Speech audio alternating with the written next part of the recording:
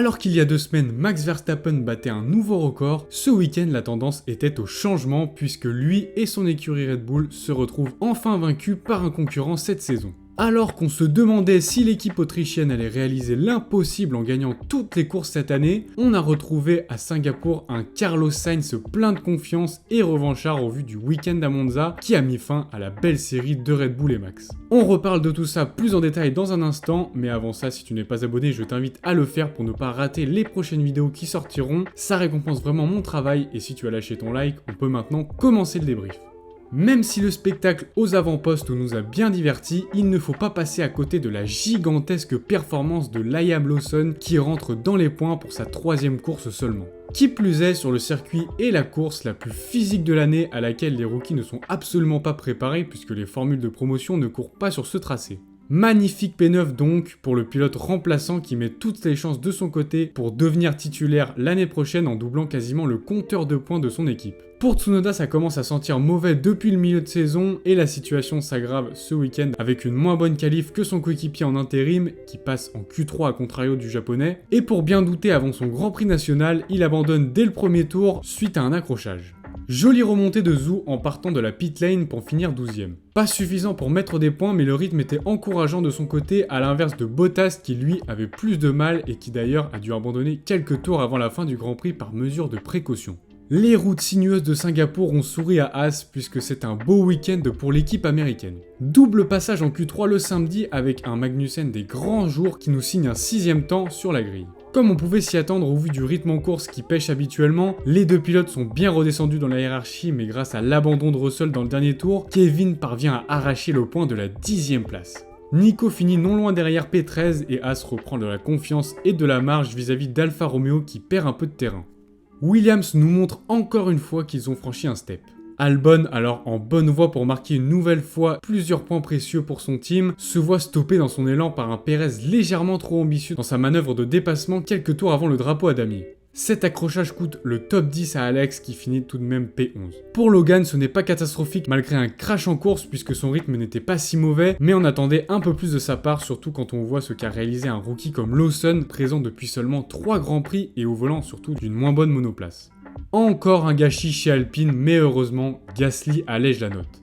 Nouvel abandon sur pas de mécanique pour Ocon qui aurait normalement dû terminer à la place de son coéquipier. Cela aurait fait un très beau tir groupé avec une P6 et une P7 qui auraient bien mieux couvert le bon résultat de McLaren. Une nouvelle fois, la fiabilité du moteur Renault pêche et au pire moment, mais comme je l'ai dit, Gasly assure tout de même le top 6 de son côté avec de très belles batailles et une jolie remontée. Très gros résultat de la part de McLaren qui les rapproche de plus en plus d'Aston Martin. Énorme week-end du début à la fin pour Norris qui signe une P4 en qualif et une P2 en course à moins d'une seconde du leader. Très belle bataille avec les Mercedes en fin de course qu'il a réussi à tenir derrière lui jusqu'au bout. Piastri, lui, remonte de très loin à cause d'une qualif ratée puisqu'il s'est fait piéger en Q1 avec le crash de Stroll. Il parvient néanmoins à gagner 10 places en course pour finir à une honorable 7ème position. Peut-être le pire week-end de l'année pour Aston Martin. Tout commence avec le crash de Stroll en Q1 qui prive le Canadien de Grand Prix le dimanche. Ensuite, Alonso, en tant que seul représentant des Verts, réalise d'abord une course convenable au vu des difficultés de la monoplace, mais il finit par commettre une erreur qui lui coûte une chance de repartir avec quelques petits points qui coûteront peut-être cher en fin d'année dans la lutte face à McLaren. Que dire ? On a vu la vie en rouge ce week-end.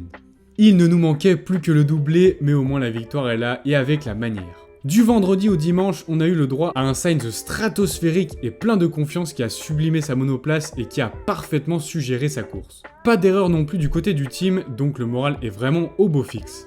Dommage par contre pour Leclerc qui ne tient pas le podium à cause de la première safety car, mais grâce à l'abandon de Russell, il arrache tout de même une P4 au nez et à la barbe de Verstappen qui le talonnait à l'arrivée. De l'excitation à la frustration. Et oui, c'est bel et bien ce que doivent ressentir les membres du team Mercedes et surtout Russell qui passe non seulement à côté d'une potentielle victoire, mais aussi de gros points. Au lieu d'assurer son podium jusqu'à l'arrivée, George a voulu trop pousser pour essayer d'arracher à minima la 2ème place, donc il a commis une erreur dans le dernier tour qui l'a envoyé tout droit dans le mur et qui l'a privé d'un important podium. Comme pour Alpine, heureusement chez Mercedes, c'est Hamilton qui allège la note puisqu'il prend donc la place de son coéquipier sur le podium, mais cet incident coûte tout de même 12 points à l'équipe allemande. Pour une fois, on ne finit pas le débrief par les meilleurs du week-end. Et oui, puisque des essais libres à la course, les tours des Red Bull ont été plutôt durs à vivre pour les leaders à cause d'un énorme manque de grip sur ce tracé. Les deux pilotes ne passent même pas en Q3, mais à l'heure de la course, la bête ressurgit de sa torpeur après un premier relais en hard catastrophique, puisque Perez et Verstappen chaussent les médiums alors que tout le monde a les hard. S'ensuit une énorme remontée, surtout pour Max qui parvient quasiment à prendre la 4ème place de Leclerc dans le dernier tour. Du côté de Sergio, c'était moins facile, mais il décroche une P8 même en comptant sa pénalité pour l'accrochage avec Albon. Premier et dernier résultat aussi mauvais pour l'équipe autrichienne à mon avis. Bon, vous dites-moi en commentaire si vous pensez que Red Bull peut une nouvelle fois faire un faux pas cette saison, même si je n'y crois pas trop. Je pense que ce week-end était particulièrement compliqué, mais rien de tel ne se reproduira d'ici la fin de saison, sauf énorme cataclysme. En tout cas, nous on se retrouve le week-end prochain pour savoir si oui ou non Red Bull prendra à nouveau les rênes d'un Grand Prix. Allez, peace!